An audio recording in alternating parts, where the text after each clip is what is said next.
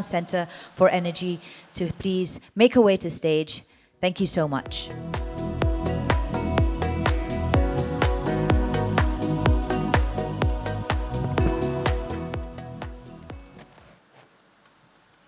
Thank you so much for this opportunity. Can I have my slides up, please? Yes, thank you very much for the opportunity. And perhaps before we start the discussions, I'd like to contextualize what the discussions that is we are going to have in terms of market. So I think we've heard a lot of APG in terms of technicality today, but these discussions will focus more on how we should trade with each other in the regions using the APG. Next slide, please.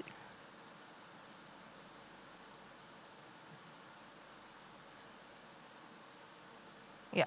So I think the focus of the cooperations that we have under the ASEAN Power Grid is to encourage more infrastructure building of the interconnections project. And the second is how we utilize these interconnections to trade with each other. And as a regional institutions that we are trying to help the ASEAN member states to look at how this infrastructure will evolve through the years, and basically how we can utilize that in terms of doing cross-border trading with each other. So we did, in collaborations with ETP, UNOPS, CASE, and SCAP, UN SCAP, we do a study called the Roadmap for MPT in ASEAN. So basically what we do under this study is to look at how possible the infrastructure will develop in ASEAN up to 2040. And basically from those interconnectivity that we'll gain in the regions, how the sort of like trade or like a market potential that we could unlock using the existing and also the future infrastructure. So here is, I'm showing you part of the report.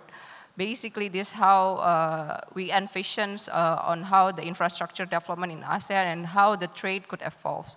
Like currently, a lot of this infrastructure which is existing and also a future development is based on bilateral cooperations. And also bilateral trade as well, with the exceptions of LTM-SPIP, which is the first multilateral power trade that we have in the regions.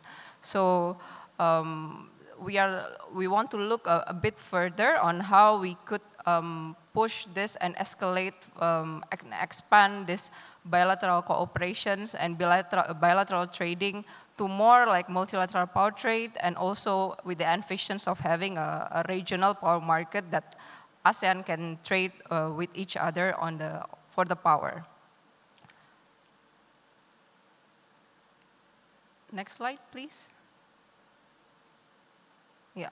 So in doing this study as well, we've doing a lot of consultations with the countries and the member states, and it's interesting to see that there are still a lot of misconceptions regarding the regional market because like currently in the ASEAN regions itself, a lot of countries, most of the countries has like a very vertically integrated power market, with the exceptions of Singapore, Vietnam, and Philippines, which has its own liberalized power market.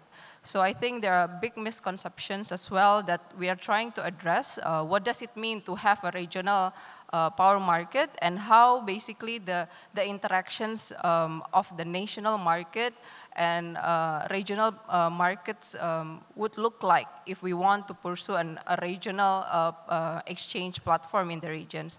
And I think this is some that will be interesting to hear from different experts from different regions to debunk of some of these misconceptions, especially because of the different power market that we have. For some countries which is like vertically integrated, there is also a reluctancy or hesitancy to pursue a regional market because they are not very familiar on the concept of market itself. And also, there is often misconceptions whether if we want as a region pursue a regional market, then nationally that you need to also liberalize your national power market. So I think it will be interesting discussions today that we'll hear from different experts whether this is true or not. And I think that would be an interesting discussions on actually what are the benefits of having regional power market, seeing that now we are in some of the ASEAN regions, APG has interconnect different countries as well. Next slide, please. So I think follow up to the study on the roadmap for MPT that we do also have the ASEAN Interconnections Master Plan Study 3, Phase 3, which basically this AIM study is a reference, technical reference for the regions to look on how the APG will develop. And the Phase 3 study is really focusing on how we should, what are the building blocks basically to have a multilateral power trade or having a regional trade in the regions. And I think this is some of the ASEAN sort of like takeaways as well. As in a cooperations-wise, we are very different with the other regions. We have our uniqueness on how we cooperate in ASEAN. So from this study, basically we have one sort of like key takeaways that in order for ASEAN to reach out that sort of like end visions of having regional power market, that we need to do it stepwise, and we need to also consider like the differences of the markets of the member states that we have. So we need to look at those, what are the building blocks basically to achieve those, and I think in this panel we'll talk more about that as well. So I think I'll end my context setting for the next presentations and looking forward for the discussions. Thank you very much. Thank you so much, Ms. Nadhilah, for framing the discussion for all of us. And with that, ladies and gentlemen, we move on to our Plenary Session 6 panel discussion. So how do we draw on global lessons to turn ASEAN's APG vision into real investments? I'd like to invite Mr. Yussuf Uwamahoro, Lead Energy Specialist for East Asia and the Pacific at the World Bank, to moderate this session. Over to you.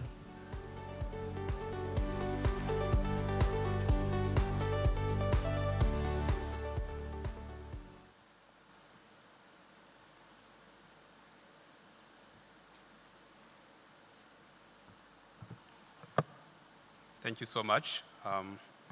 Distinguished delegates, ladies and gentlemen, good afternoon. Like the moderator said, my name is Yussuf Uwamahoro, and I'm Lead Energy Specialist at the World Bank. I'm based in Singapore. It is really my great pleasure and honor to moderate this important session.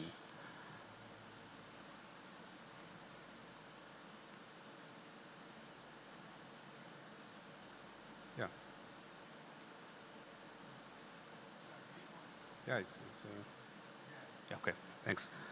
Well, allow me to begin with a few slides highlighting the vision of APG, World Bank experience in supporting regional power and market integration, with a few specific examples where the World Bank has been intervening and lessons learned from that experience. After a short presentation, I will then call on stage our guest speakers to share their experiences from their respective market.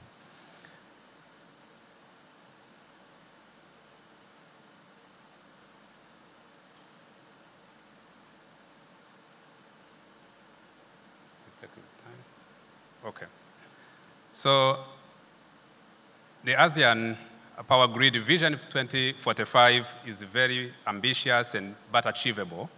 It is about building a fully integrated regional grid across all 10 countries by 2045, leading to a more resilient and sustainable power system that would allow to scale up renewable energy, strengthen energy security, and support decarbonization path towards net zero by mid-century.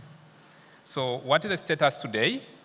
Today, 27 years after the adoption of the ASEAN Power Grid by the Ministers of Energy in 1998, 9 of 18 identified priority projects have been completed, providing about 7.7 gigawatt of cross-border capacity.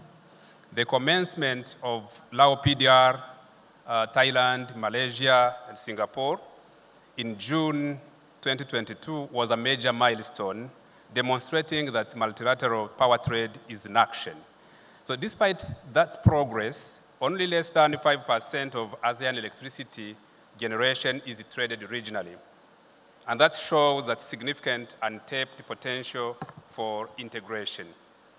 Lao PDR has been so far exporter in the region, with Cambodia and Thailand being traditionally importers of power. Cambodia imports from Thai and Vietnam.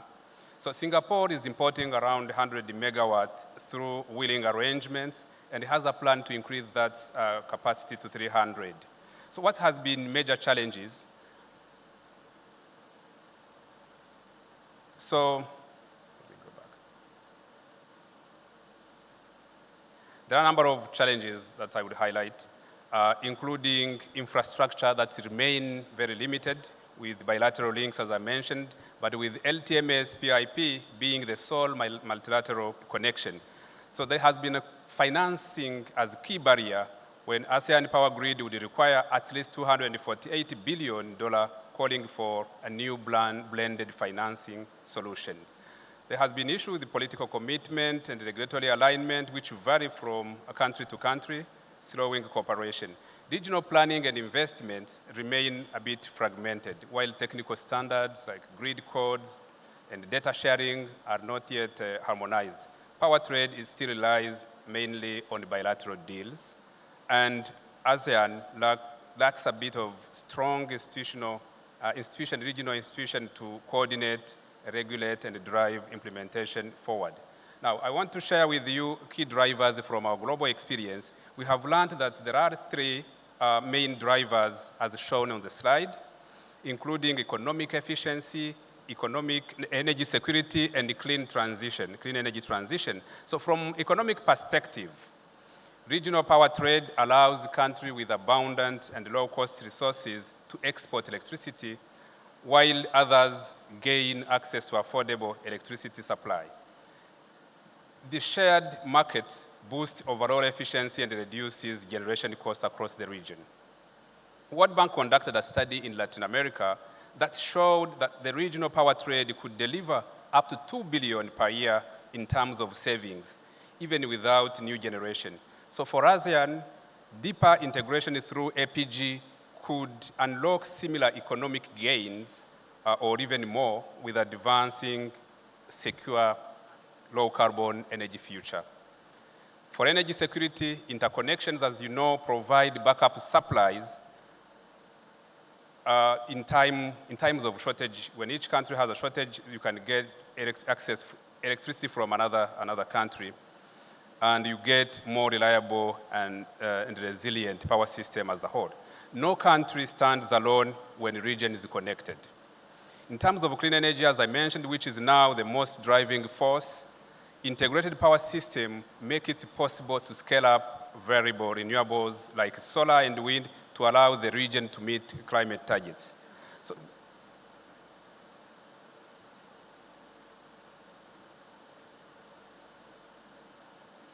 now, let me share the World Bank experience. The World Bank has a long-standing history in supporting regional integration across the world, including Africa, Asia, Europe, and the Middle East. Over the past 10 years alone, the World Bank has funded 40+ projects related to cross-border interconnections and regional market development, with a total investment of $7 billion. This funding has been accompanied by advisory services and analytics amounting to over $100 million.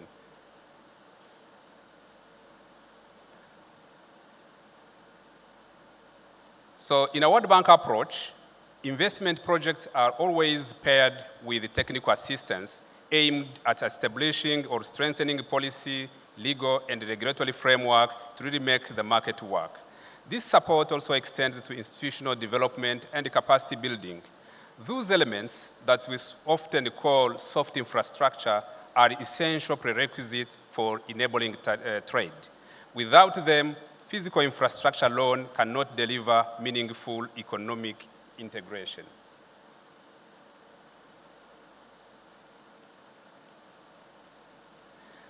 The World Bank, I just want to highlight a few examples that gave good results. The World Bank engagement in the Southern African Power Pool focused on long-term institutional capacity building. It combined financing of key cross-border lines like Tanzania, Zambia, Mozambique, Malawi, with the support for regional planning.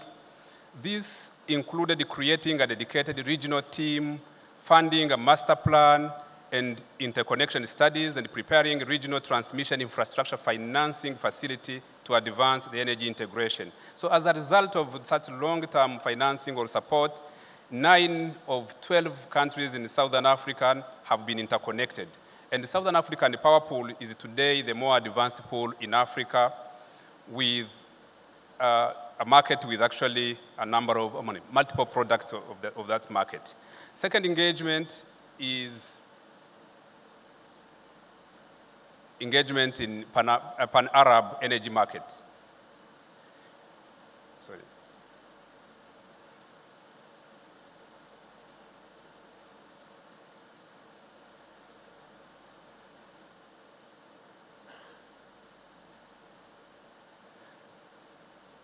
In 2016, I will continue, the slide will come later. In 2016, the World Bank and the League Arab States launched a cooperation program to support foundation buildings for establishing pan-Arab electricity market, PAEM, in 5 phases to reach ultimate goal of a fully integrated market in 2038.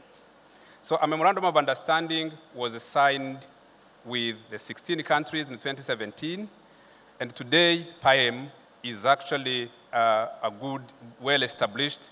Though it remains a bit at early stage of market integration, it is at phase 3, which is establishing a wholesale competition. And a third engagement, which was key, was engagement with Central Asia, where we financed a regional market to showcase benefits and build the confidence.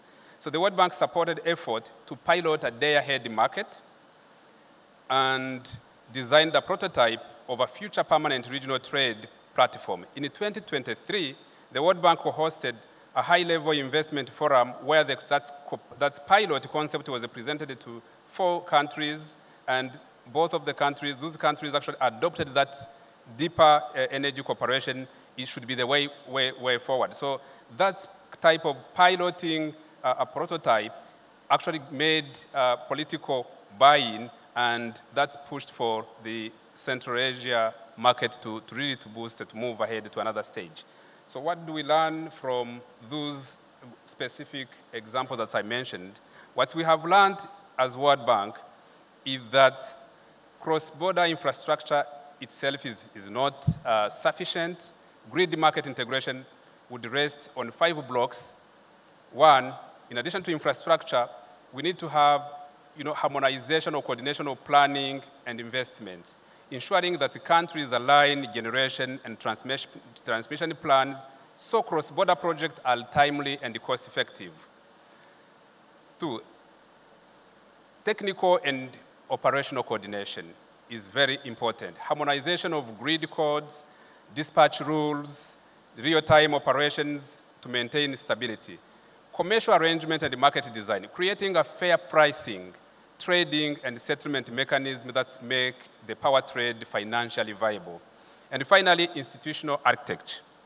Establishing regional governance and regulatory framework to build trust, manage disputes, and ensure that effective coordination is in place.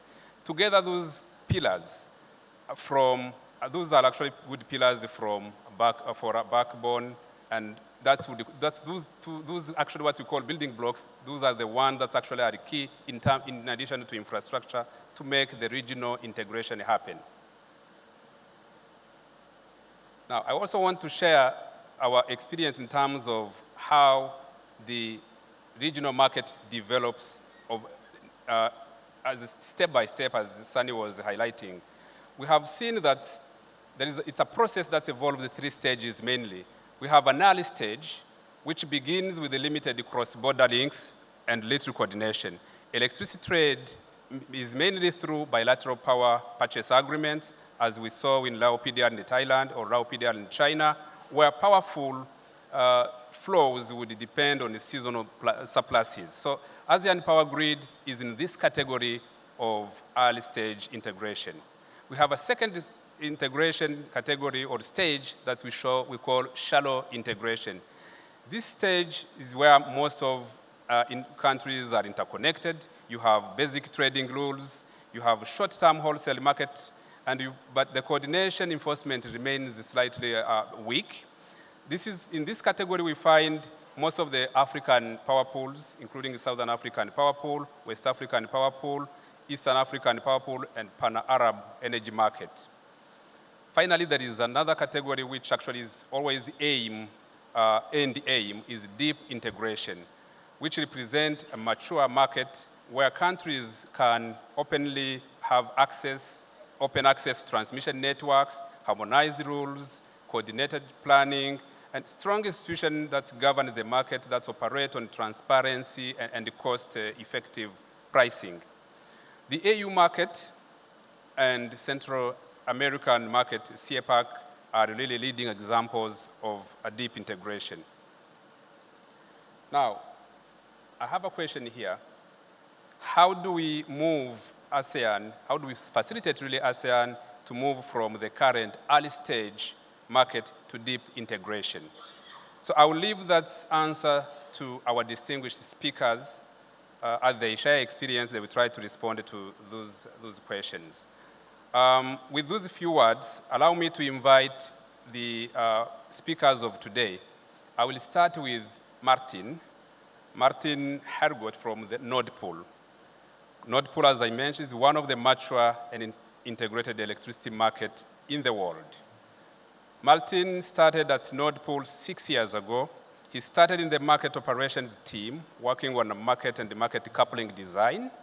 He since moved to Nord Pool Consulting, where he has been a key expert in the market development project all over the world, including Central Asia, Georgia, Iceland, Brazil, China, and Bosnia. So welcome, Martin, and make a few slides presentation.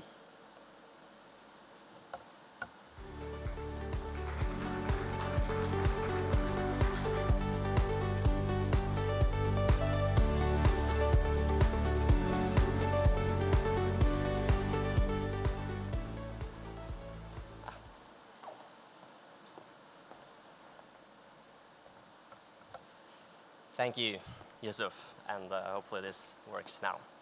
So, good afternoon, everyone.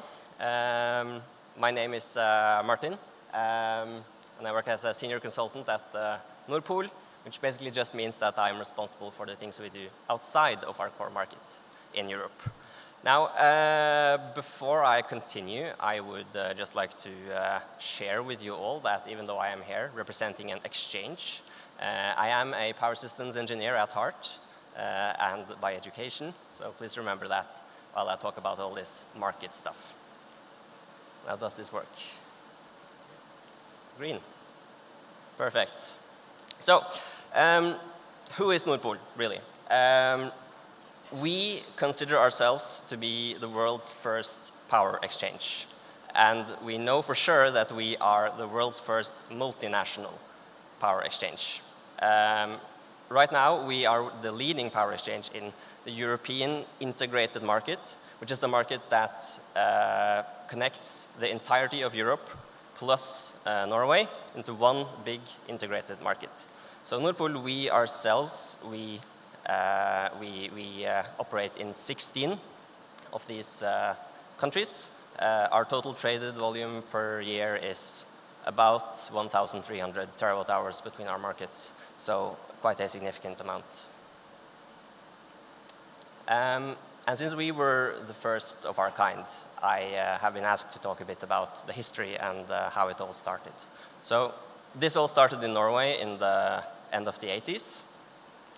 And the situation we had in Norway at the time was that we had had a lot of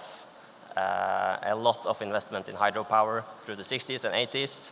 And at the same time, we had every single municipality in Norway being responsible for their own power balance. So basically, we had 435 small power companies responsible for their own inhabitants. This led to superior overinvestment, since no one really saw any holistic view on all of this. And that meant, since we had the hydropower-based system, that meant basically that we wasted a lot of water when we had rainy season, and we just had to let it all out to sea. and we could have really, really high prices, of course, still in the dry seasons. So at the same time, we were also connected to Sweden via interconnection, and we didn't really have any good system at the time to really price that interconnection with Sweden. So we had the classic situation where kind of Sweden would buy power from Norway at a lower price than actually Norwegians paid for that same power. So then what happened was that some very, very clever people realized this industry is not based on economic, foundationally basic terms. So the question then is, how do you take this very inefficient business and how do you make a market-based approach for a commodity that has to be used and produced at exactly the same time? And the resulting solution that they found was the day-ahead spot market, which we introduced in Norway at the time. So to go a bit through the timeline on how this actually worked in our case. So the law that actually deregulated the market in Norway, that came in 1991. Then in 1993, we had the power exchange being established. Then 3 years later, the power exchange also added Sweden, and that made us the first multinational power exchange. So that's when Nord Pool came into being. Now, gradually, we developed and added more and more countries. So in 98, we had Finland, and in 2000, we had the full Nordics basically combined into one big market. So it grew gradually. By the time of 2013, we had also added all of the Baltics to this market. Now, this development here, that also happened at the same time in the rest of Europe. So you had an exchange in the Iberian Peninsula with Portugal and Spain. You had exchange covering France and the Benelux region. And all of these different exchanges, they were connecting with each other, and they tried to connect with each other. And Nord Pool was part of the price coupling of regions project in 2014 to connect all these exchanges. But we didn't have one unified European market until 2015, when we also got the EU regulation actually covering this. So after 2015, we have had one unified European market that covers all of the continent.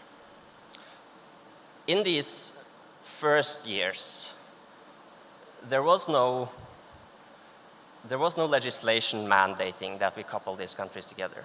And actually, there was also no regulation over, like, supranational regulation stating the market rules or the market design. This was done by Nord Pool, by the exchange themselves. And we made the market and designed the market as we saw convenient to increase liquidity and increase trading. The unified design of the market and the unified rules of the market, that has only really come afterwards. So now, after 2015, we have European legislation for this, but before that, this is really governed by the market operator, by us, and the transmission system operators kind of setting the boundary around what was possible. And to continue on that, Nord Pool used to be a fully state-owned company. We used to be owned by the transmission system operator in the countries where we operated. Actually now what's happened is that the majority stake of the company has been sold out and privatized to a large exchange group. And why would you do that? The reason for that is that Europe has actually now also gone the next step, and we have introduced competition between power exchanges. So that basically means that we cannot have the state owning a majority share of a competing business. So now we have partly privatized it, but of course we still have a minority stake from the transmission system operators, so they can kind of keep us in check a bit. So that's the long-term development. So why did actually this market expand as it did? There was no over supernatural regulation covering this. The Nordic countries started cooperating because they saw a clear benefit in cooperating, and that's simply it. So Norway and Sweden, Denmark, Finland, we have very, very complementary power systems. And actually, I saw the previous panel here, they brought this up. So Norway has a lot of hydropower. Denmark has a lot of wind power and some thermal power. And then Sweden and Finland both have nuclear and thermal, and they've built quite a lot of wind recently. And this means basically in dry years, Norway can import from the other countries. In wet years, we can export. Denmark, as they just said here, they basically rely on the surrounding synchronized countries to balance out their very, very big wind power industry. And that is why Denmark has been at the forefront of wind power development for as long as wind power has been a thing, because they saw that they didn't have the natural resources to balance this out themselves, but cooperating with their neighbors has made a power system that is just way better for all parties involved.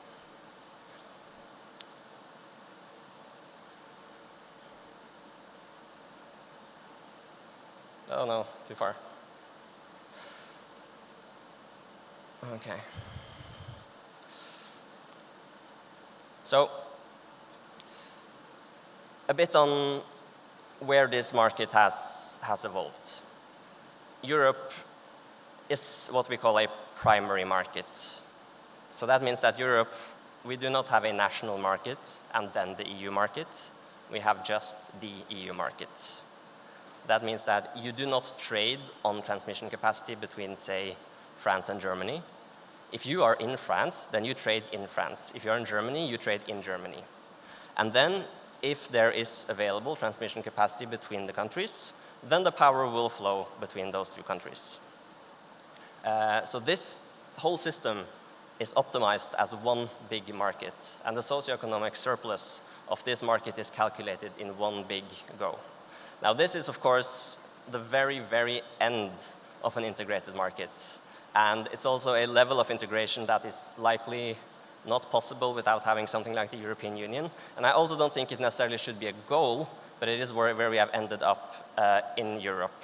And to follow on that, was it basically worth it? And the answer is yes. The EU market has had huge benefits for the European countries combined.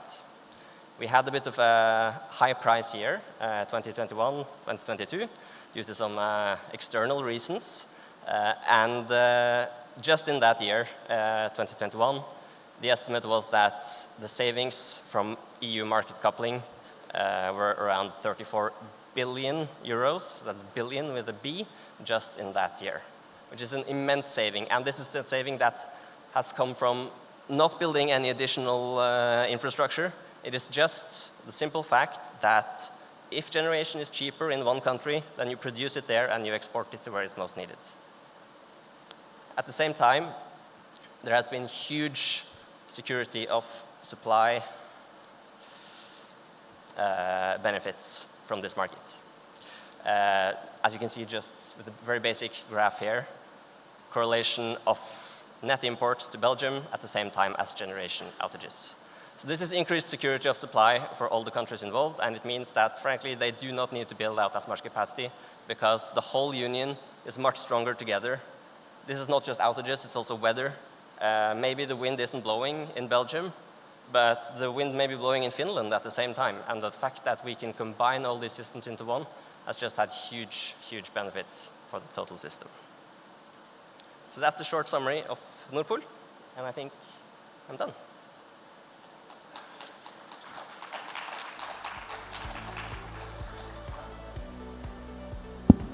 Thank you so much, Martin. Please join me here. It is now my great pleasure to welcome Ms. Carla Hernandez to come and share experience of the Central American market. Madam Carla is an electrical engineer and attorney with a master's in business law and advanced studies in electricity market regulation. She has 35 years of experience in the Central American power sector. She's a business development and regulation manager at EPR, a regional private public partnership SPV, special purpose vehicle, which is responsible for financing, building, and operating, and even expanding the Central American electrical interconnector known as CEPAC. Please join me to welcome Mrs. Carla Hernandez to make a presentation. Hi. Thank you, Yussuf. Hi, good afternoon. It's a pleasure for me be here and share with you our experience in the Central America regional electricity market. We are going to see, oh, my God.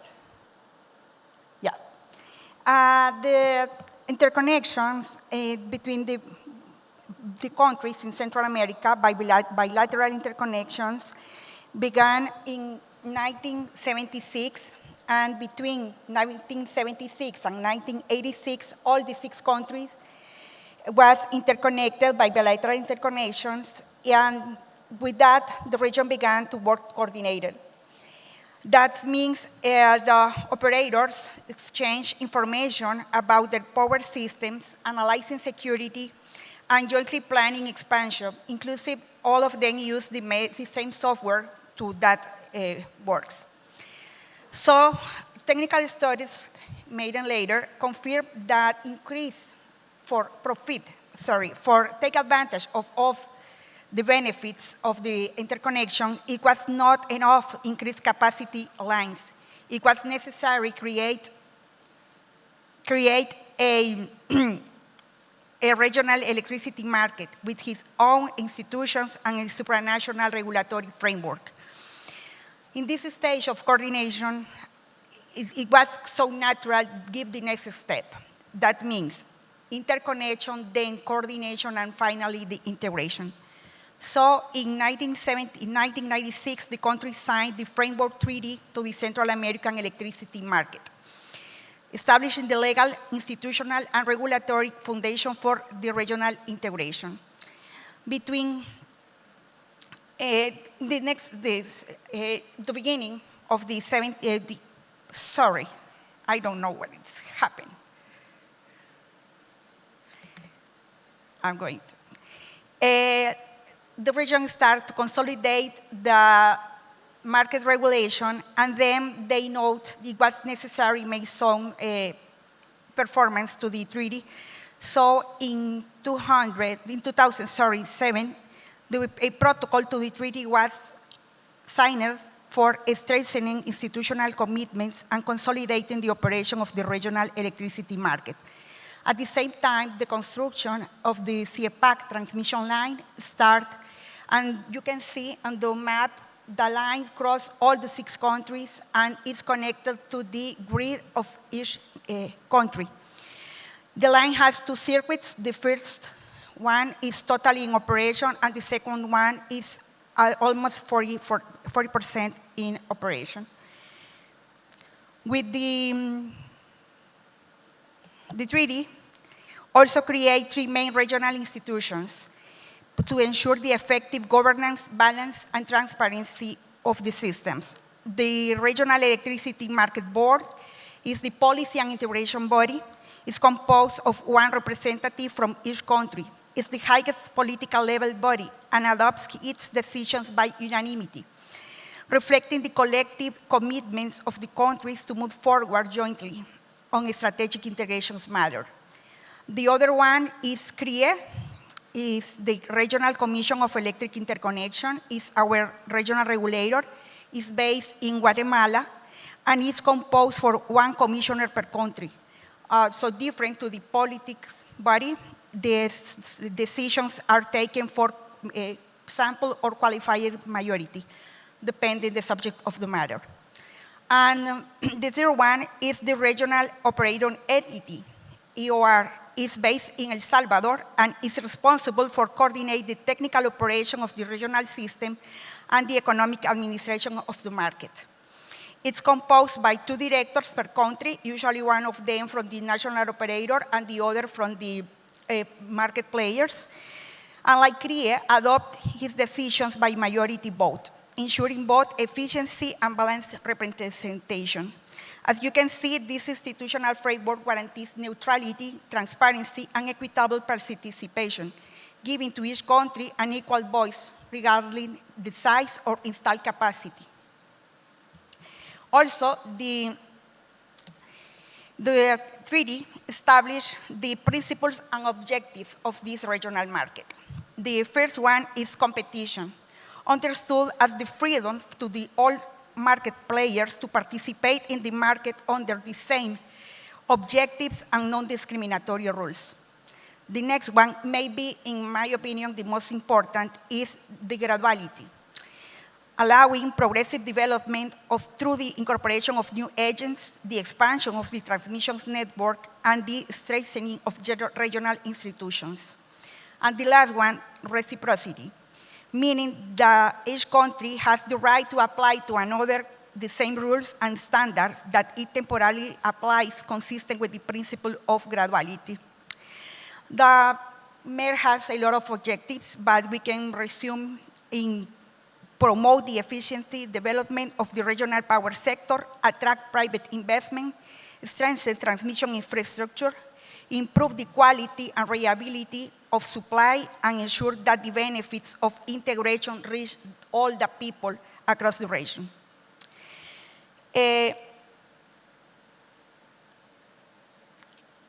How it works, this market.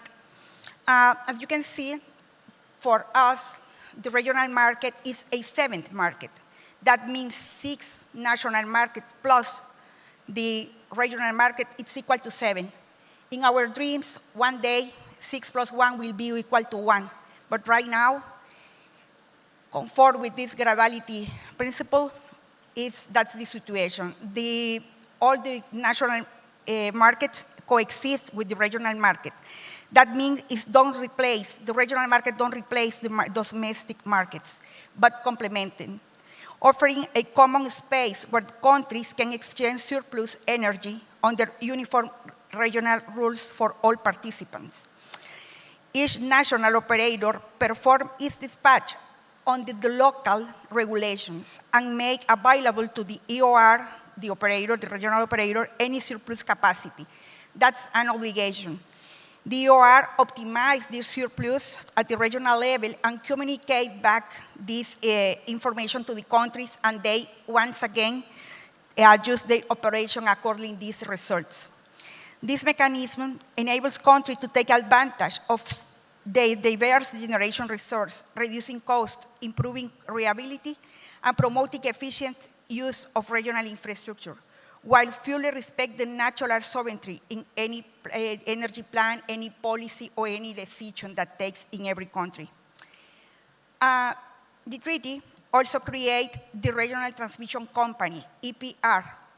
This is a Panamanian private company created under Panamanian law with office in all 6 countries. And his headquarters are in Costa Rica.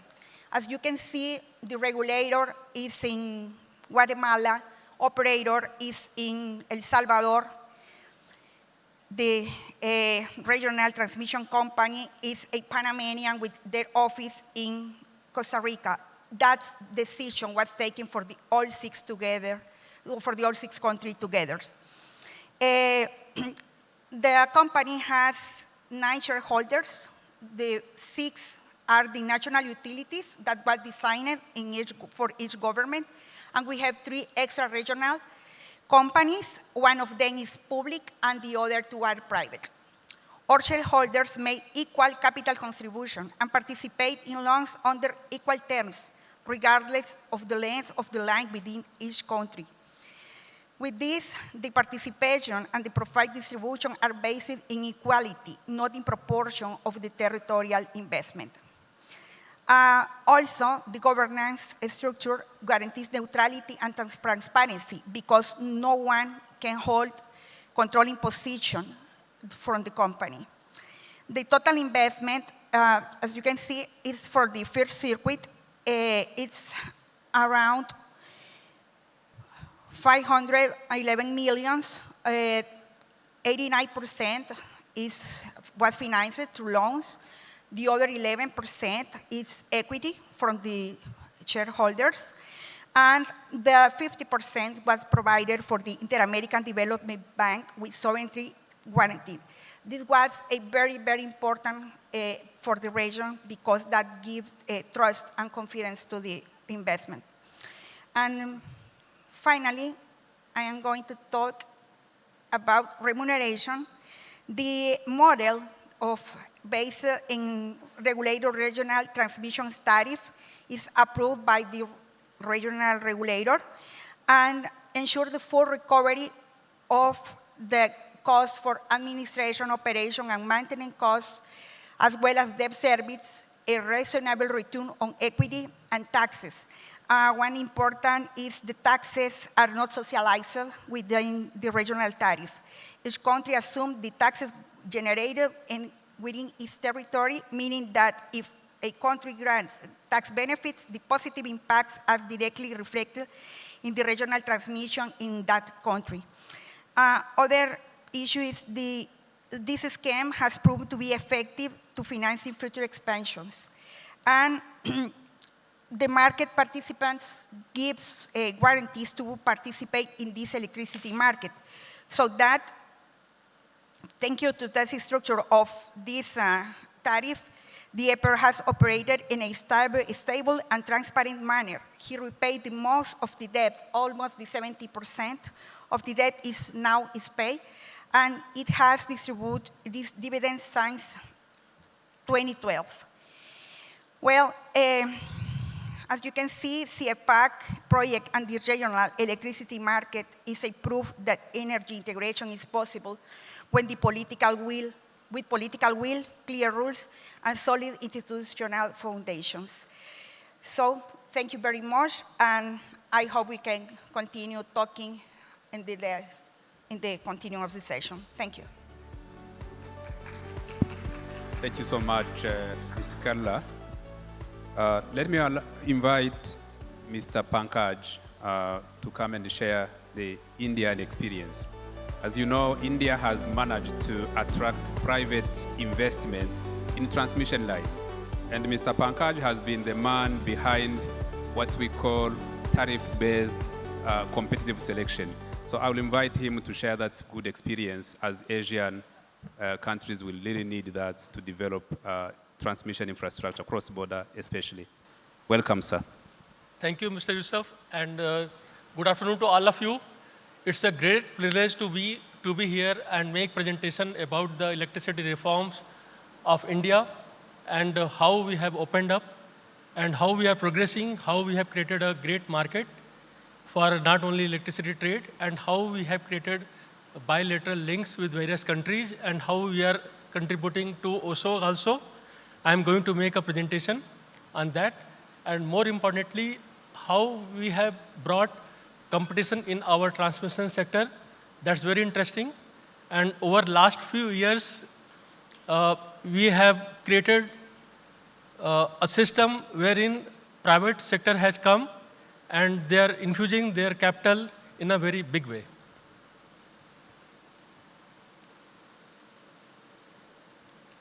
So a brief about India's journey. As on date, we have an installed capacity of generation, it is 490 gigawatt. And we have the peak demand, it is 250 gigawatt. And we are very happy to say that we have reached our target of 50% generation by RE and non-fossil fuel, which we had thought that we will be reaching by 2030, but we have achieved this target. And our present generation is 50% from non-fossil and RE sources. And India is a very complex system. The electricity, it is a concurrent subject. Both center and state can legislate on the matter. And prior to 1990, the states were basically making the generation, transmission, and distribution. It was totally vertical integration. But states were not in good shape. And there were inefficiencies because of providing electricity to the agriculture and theft and all those things, subsidies. But later on, India brought reforms in 1991, wherein we brought globalization, privatization, and liberalization. And we opened our sectors for delicensing and invited private players from all over the globe. And private generation, it came and it was totally delicensed. And major reform in India came about electricity sector in 2003 when our Electricity Act 2003 came. And it not only debundled the vertical integrated electricity sector, but it also provided open access to whosoever wanted to access the network, transmission network by the generator or by the load centers. And it also opened the way for power trading, and we could establish great national power markets. And it also allowed participation by private parties through competitive route. And you can see that as on date, there is great participation in generation. Some 55% generation is coming through private sector. And as far as transmission sector is concerned, some 82% share is owned by Power Grid in the central sector, and some 18% share is owned by the private sector. And if we talk about how the private-public partnership took place in India, till 2000, we were having all financing through ourselves. Whatever accruals we had, we were putting as equity, and we were arranging debt from the market. So this was the method. The government was there, the public sector enterprises were there in the central sector or the state sector, and there was no private investment. But later on, the government came with the policy that the state transmission utilities or power grid, they can have joint ventures with various generating companies or some private entity, and they can bring or they can construct transmission line through JV route. So Power Grid evacuated various power generations within India or from Bhutan also, and through JV route we constructed transmission lines in India. So it was JV route kind of thing. But major drastic change came in year 2011 when government decided that no, all transmission business has to be done in India through competitive route. And we were obligated to participate in tendering process to secure the project. So there are certain functionalities or government instrumentalities, and we have just, I have just listed them here. First and foremost, it is the Ministry of Power, which came with the guidelines for increasing competition in development of transmission projects in India. So it has come on many occasions, and the latest one is of August 2021. It is just like standard procurement guidelines of the World Bank, if I just compare. And MOP's guideline for TBCB, tariff-based competitive bidding. And the ministry has also come with the standard bidding document. And the national planner is our central transmission utility, Central Electricity Authority, and Grid India, which is the operator. So these are the main agencies which look at the planning of the transmission business in India, and how we could attract private sector participation, because we have a standard bidding document and a standard method of planning, and there is no risk to the developer, because transmission charges in India, they are not dependent on any power flow or any distance direction related flow of power. It is basically pure annual charges. And secondly, there could be default by the load centers that they do not pay. For that also, India has a great mechanism of sharing of transmission charges and losses.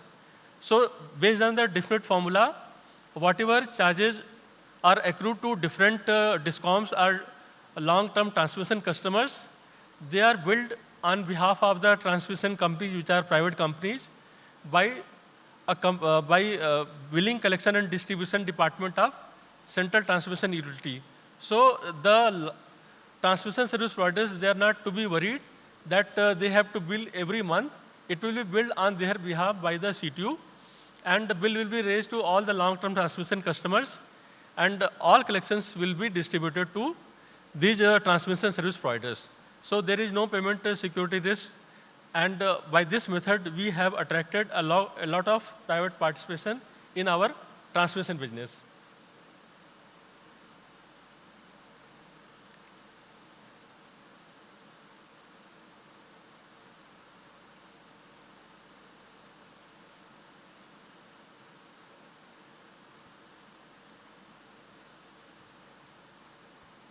I think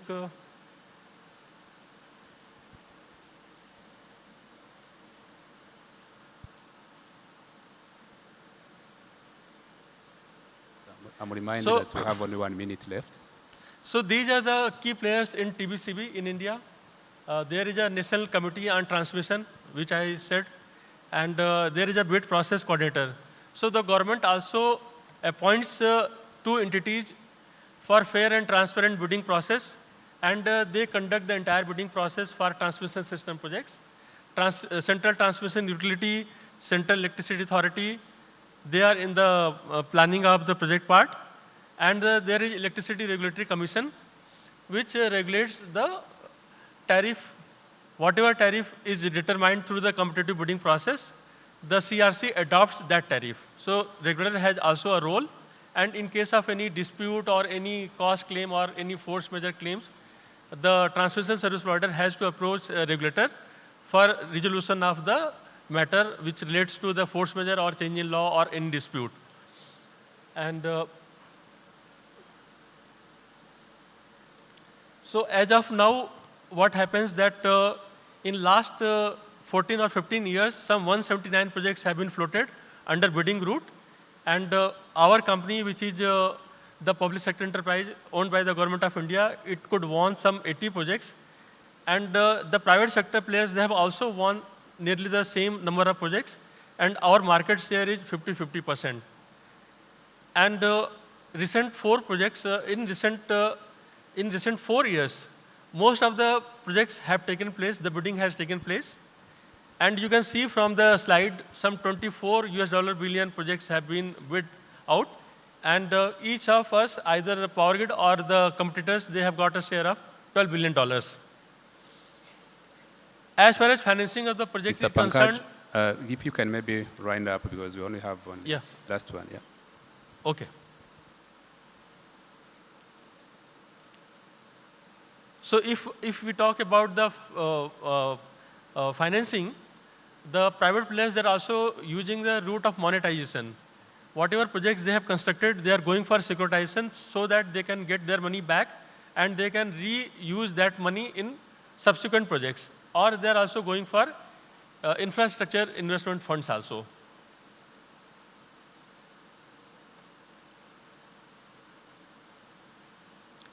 I think it is not, it is working a little bit.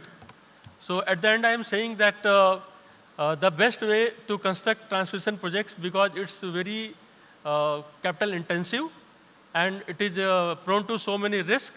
And if we can avoid the risk and make proper document, transmission service agreement, proper framework in the country or on the regional level, we can attract private investment and we can make national grid, regional grid, and we can also fulfill the dream of all the nations of OSOG. One world, one grid, one sun. Thank you. Thank you so much, Mr. Pankaj. Maybe I would invite Shani to come and then we conclude together. I understand there is a session that will follow.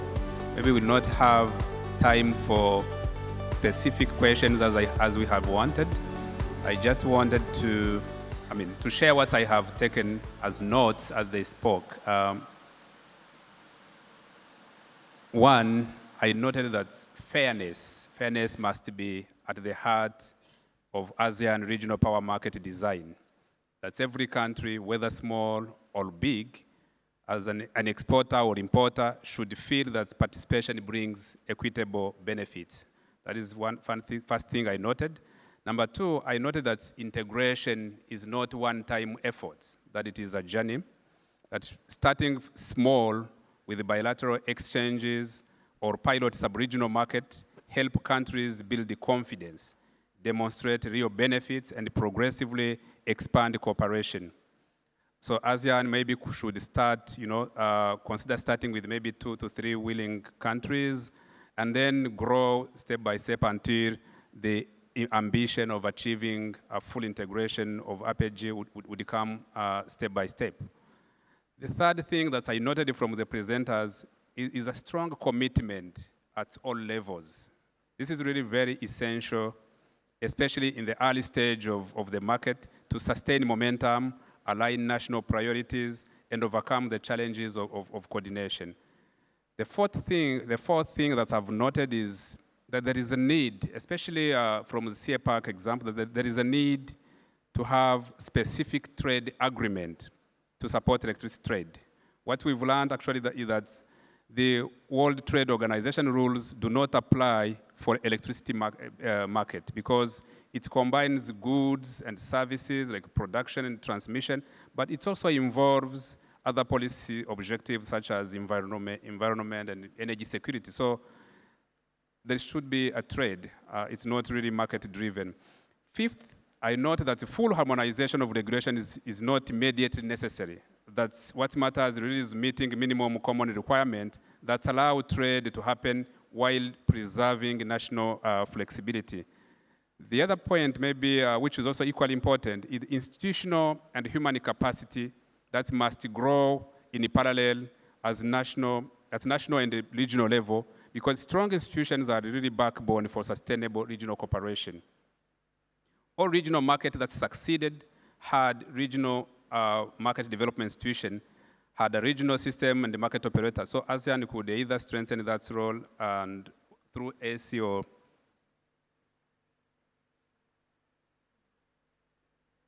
yes. So that is actually the good things that I've noted that we should take home. And with this, I wish to thank the presenters for very, very good presentation. And I invite participants really to continue socializing with them. The speakers will be here with us tomorrow and tonight. So please feel free to learn from them. Thank you so much, all of the participants, for your attention.